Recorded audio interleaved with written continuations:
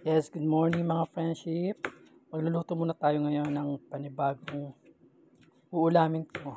Ngayon, ang lulutuin ko ay binagoongang baboy. So, naghiwa muna ako dyan ng kamatis, sibuyas at bawang.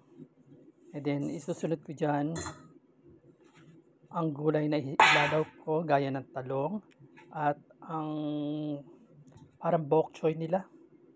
I don't know kung anong tawag doon. Ito, nilagay ko muna ang mga ricado. Ayan, ang sinasabi ko parang bok choy. Hindi ko lamang name yan, pero parang lasang pechay siya. So, maganda siyang ihalo sa mga ulam-ulam natin. Substitute ng pechay.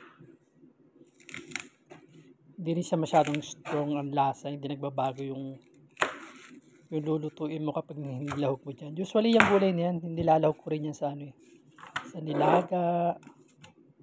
Pag wala akong nakikita ng pechay. Masarap yung gulay na yan. Ito yung talong nila. So, atin ko lang sa kalahati. Kalahati lang nilalahog ko para yung kalahati. Sa susunod ko naman lulutuin. Iniwa ko na siya ng diagonal. Yan, kung papansin nyo. Iniwa ko siya sa apat. Meron akong version ng binagoongan na hindi ko piniprito yung talong. Kumbaga, nilalagay ko lang sa ibabaw. Ini-steam ko lang siya.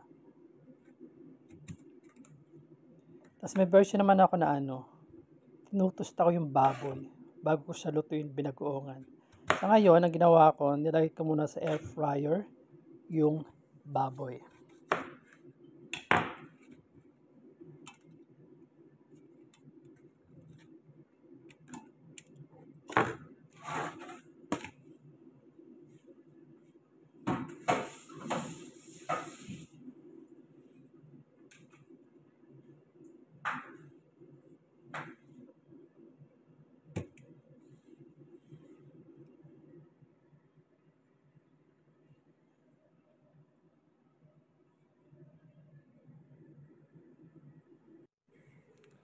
O ngayon, ito na po yung air fryer kung saan nilagay ko yung baboy. Yan, pinabrown ko lang konti kasi sasalang ulit naman natin sa kawali. So, hanguin na natin para simulan na natin ang pagluto ng binagoongan. Tinanggal ko na yan isa-isa dyan sa air fryer. At tapos, punta na tayo sa lutuan. Ito na po, nakahanda na po lahat ng ricado. Ayan yung baboy at ang mga ricado na kailangan natin. Kawali, mainit na rin po yung mantika. So, sisimulan natin po ang pagluluto.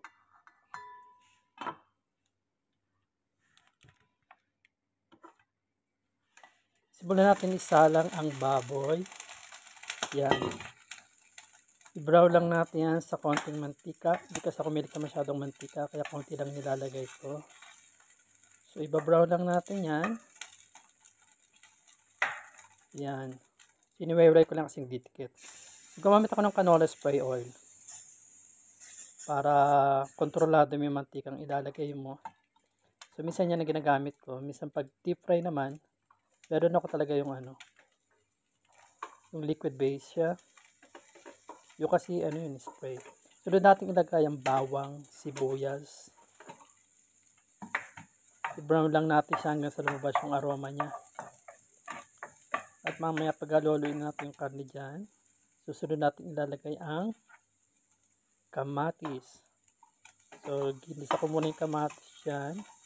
Hinayaan ko muna siyang maluto dyan.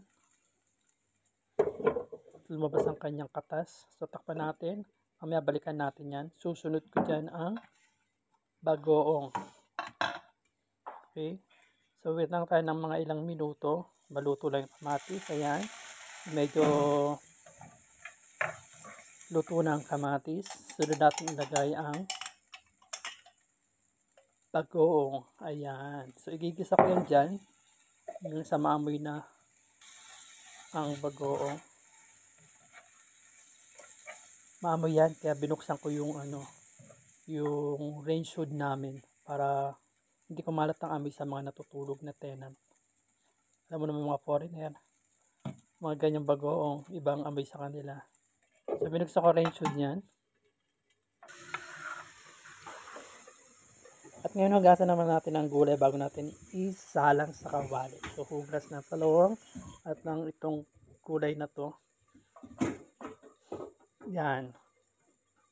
So, bago ko isalang yan, hinugasan ko muna siya na maigi.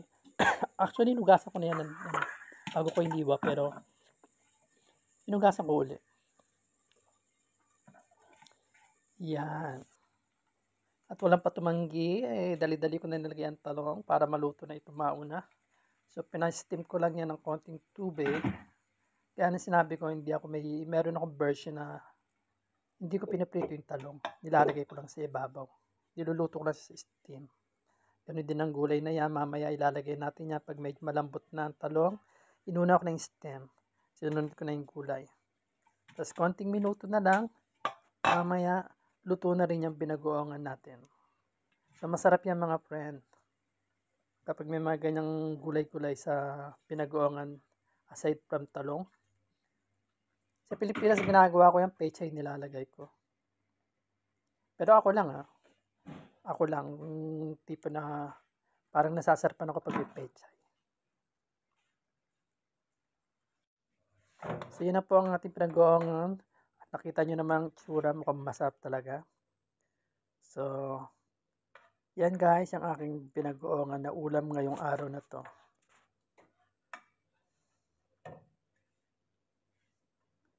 Feeling chef naman ako rito. Talagang meron pang ayos-ayos.